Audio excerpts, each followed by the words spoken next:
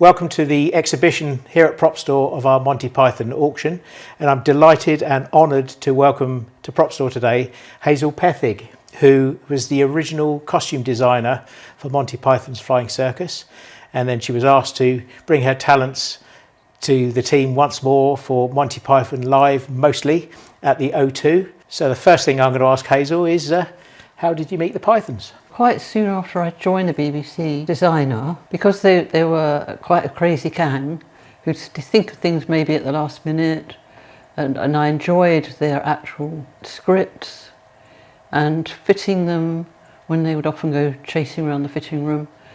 It worked. Nobody else, I think, wanted to do it. So you became part of the team? Yes. Yeah. Yes, you'd have to be part of the team because they were always creative. Yeah. Always thinking of new things. Certainly get that vibe why they've endured for so long. Yeah. It's still so popular because it was just And the lots craziness. of laughing in the rehearsals, Yeah. and reading through the scripts and bantering through ideas that they brought to the next production meeting. Yeah. So they themselves were a great team, but you had to be somebody who wasn't doing maybe only period costume productions, which is a beautiful thing to do, but they would have possibly found it difficult to do the things that were really rather crazy and mad and done at the last minute. So no 2 days the same then? No, you had to be adaptable, Yeah. to change, and to only having no wardrobe, buses then, no changing rooms. You'd get a little BBC van that you'd hang the costumes up on a rail, and that would have to double as a changing room. It was very, it had a limited budget, and the BBC didn't have this big setup for making film at the time. So would most of the costumes been hired at that A lot of them would have been hired. Some would have to be custom made for the special effects, but we wouldn't have managed without being able to hire from the wonderful costumiers we have in London. Yeah, so those costumes are probably still hanging on the rails there somewhere. Yes. Yeah, I can imagine. Probably had no idea, I'm sure you had no idea when you started that it was going to go on for decades. No, and things like Life of Brian, I did with a colleague who's a very good costume designer, but having two of us on it, it needed two people because there were so many costumes and so much stuff to prepare. There were military uniforms and there were character clothes for the ethnic groups. So that worked very well, working as a team. So you mentioned the O2 and that incredible stage show, which I was lucky enough to go along to on the first night. I thought it was a real result because there was only like 1 or 2 nights announced. Got the tickets, so excited, and then there was like 20 dates, so it wasn't quite as exclusive. I was in the room with Eric and choreographer when it all went wild. The numbers went up by the hundreds, by the minutes. Yeah. It was, because it's a huge venue, obviously. Oh, yeah. And also to keep it intimate. I mean, you do it. I'd only been to see a couple of things at the O2, and they have to build something to surround. So the whole theatre, Terry designed the stage front. Phenomenal. Which was fabulous. Yeah. And Eric brought in all the music, and I had something like 300 costumes to do for that.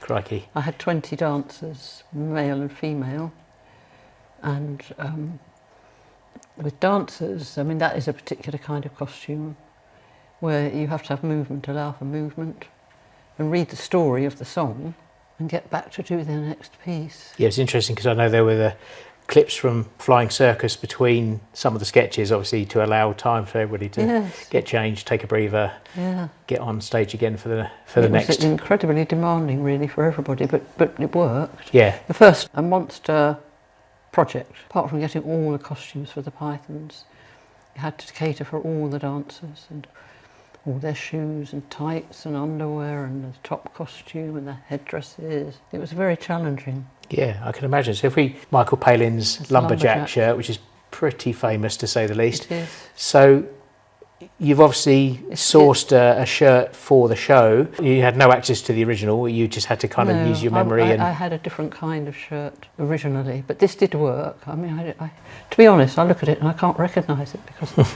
it's on a dummy. So yes, Michael was unavailable today. Yes, and it had to be able to fit underneath, or yes, it had to fit underneath another costume. Yeah. So you couldn't have it too big.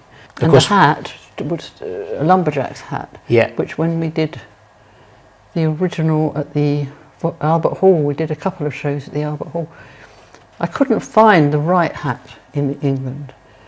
And I got a friend, I lived in Canada for a while, who sent me a good lumberjack hat, because it had to be able to fold up and go in his pocket and not show, but look right when he came out to put on his head. So the hat it takes up a few days just for the hat.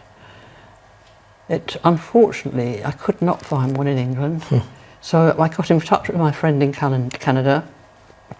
They found me one, posted it off, and the post office took it to the wrong address, which took ages to find out. And so I was back on the hunt trying to find something that would be right.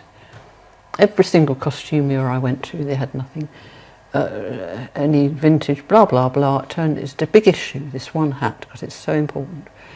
And the last costumier I went to, I found it in the last box of hundreds of hats that I went through. There it was at the bottom of the box, the perfect hat.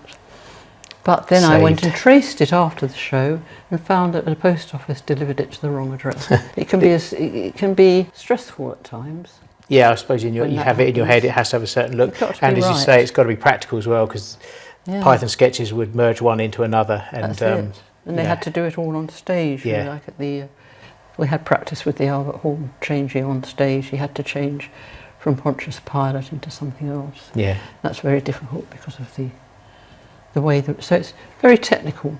It's not just designing a costume, it's making it work. Much more to it, and I appreciate it's not straightforward. But this is one of the favourite sketches. Yeah, I think it is one of the most famous as well. Yeah. So we moved on to Terry's famous exploding stomach. I remember he was up on wires, wasn't he, for this? Yeah. For this. So is this a Mr. Creosote reference? I think the BBC designer did it because they were still connected to the BBC. He's up on, for a start, he's up on wires, so he's got to have a harness that's safe.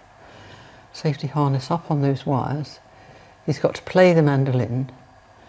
He's got to wear those correspondence shoes, and he wore socks with suspenders. And then playing the mandolin, somebody shoots him and the stomach bursts open. But this was very difficult to do. Yeah, it's all rigged, and obviously this would have been loaded up each evening for... Somebody tried to design a new one and it just wasn't working. No. So luckily it was found very near the beginning of the O2 show.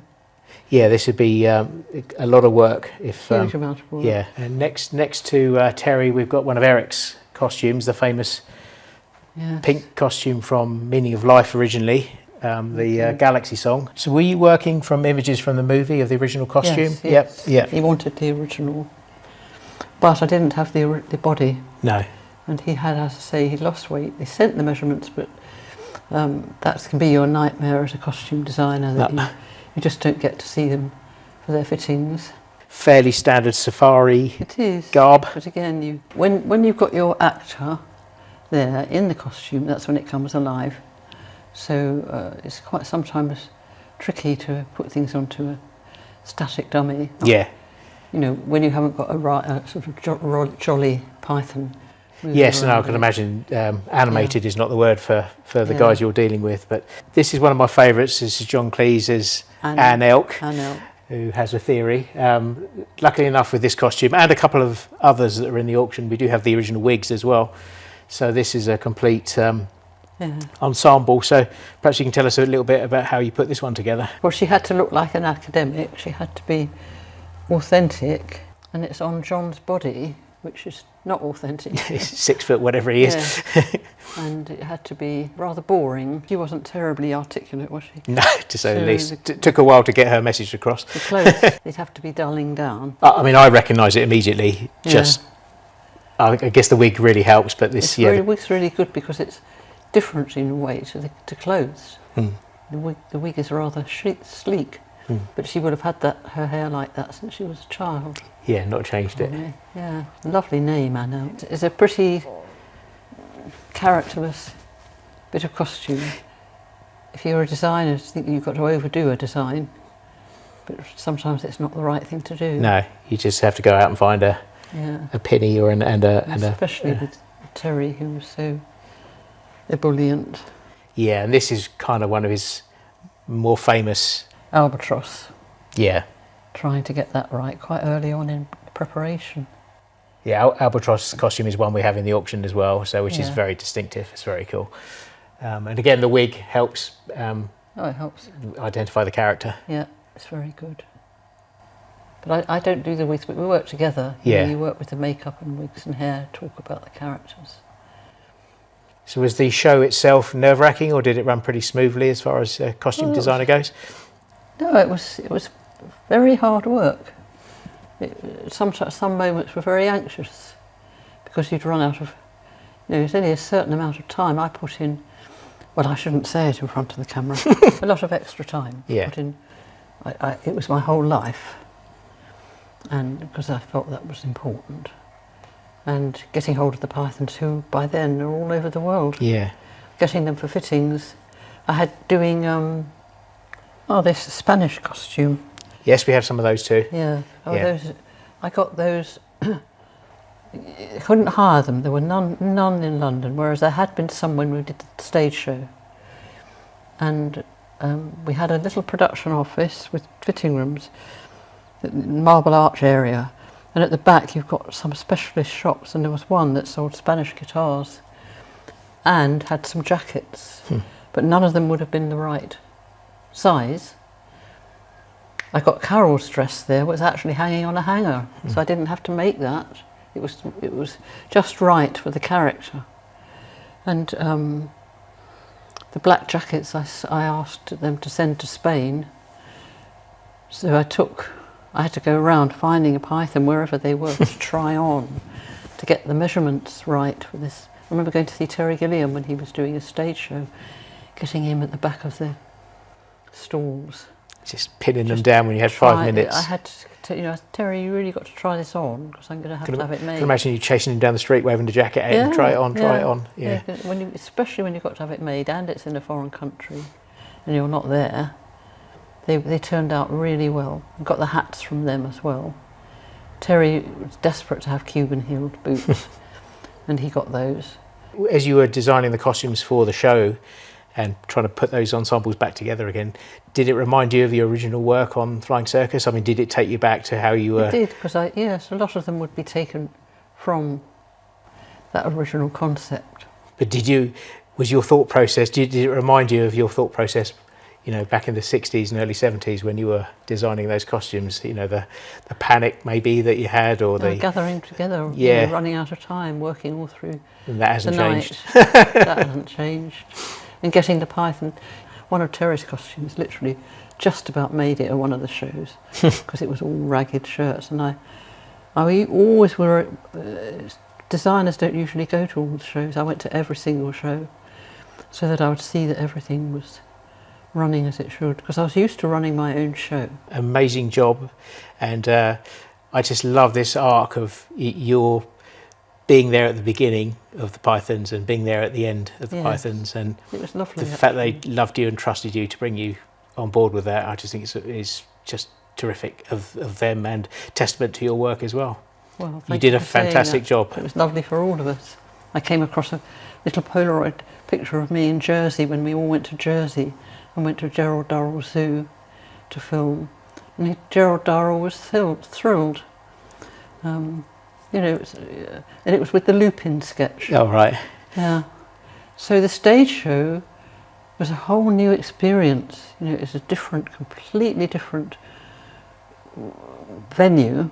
Plus my way of working with everybody was stretched, but still very personal. Yeah, they obviously liked it. Yeah.